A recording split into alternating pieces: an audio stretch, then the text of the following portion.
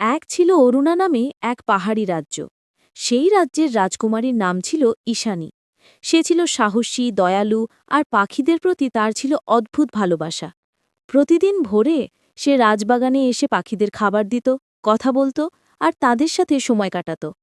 এক সকালে হঠাৎ আকাশ অন্ধকার হয়ে গেল।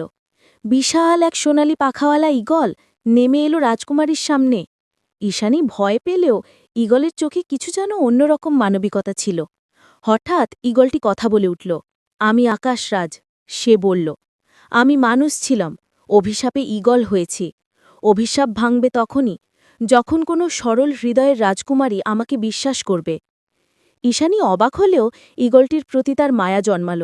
সে ঈগলটিকে রাজপ্রাসাদের পাশের পাহাড়ে নিয়ে গেল, খাবার দিল, ক্ষত সারিয়ে দিল এবং প্রতিদিন তার সাথে সময় কাটাতে লাগল। দিনের পর দিন তাদের মধ্যে তৈরি হল অদ্ভুত এক বন্ধুত্ব। এইদিকে দুষ্ট মন্ত্রী খবর পেল রাজকুমারী এক রহস্যময় ঈগলের সাথে সময় কাটাচ্ছে। সে মনে করল এই সুযোগে রাজ্য দখল করা যাবে। সে পরিকল্পনা করল ঈগলটিকে মেরে ফেলার। এক ঝড়ের রাতে ঈশানী পাহাড়ে গেলেই দেখে আকাশটা ঈগল বসে আছে।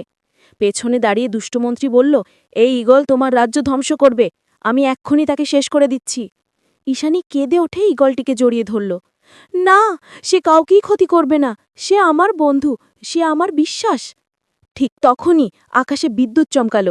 ঈশানীর বুকের কাছে থাকা ঈগলটি আলো ছড়াতে শুরু করল। ধীরে ধীরে ঈগলটির দেহ বদলে গেল আর সে রূপ নিল এক সুদর্শন যুবরাজের।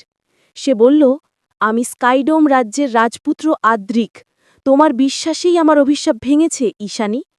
পরদিন দুই রাজ্য মিলে আয়োজন করল এক বিশাল উৎসব। রাজপুত্র আদ্রিক ও রাজকুমারী ঈশানীর বিয়ে হল রাজ্যের সবার সামনে। আকাশে সোনালি ঈগলের ঝাঁক উড়ে গেল, কিন্তু দূরে কালো মেঘের ভেতর থেকে আরেক অদ্ভুত ছায়া এগিয়ে আসছিল। বন্ধুরা, আজ গল্পটা এ পর্যন্তই। গল্পটি কেমন লেগেছে কমেন্ট করে জানাও। পরবর্তী পর্ব দেখতে অবশ্যই চ্যানেলটি সাবস্ক্রাইব করে রাখবেন। ধন্যবাদ।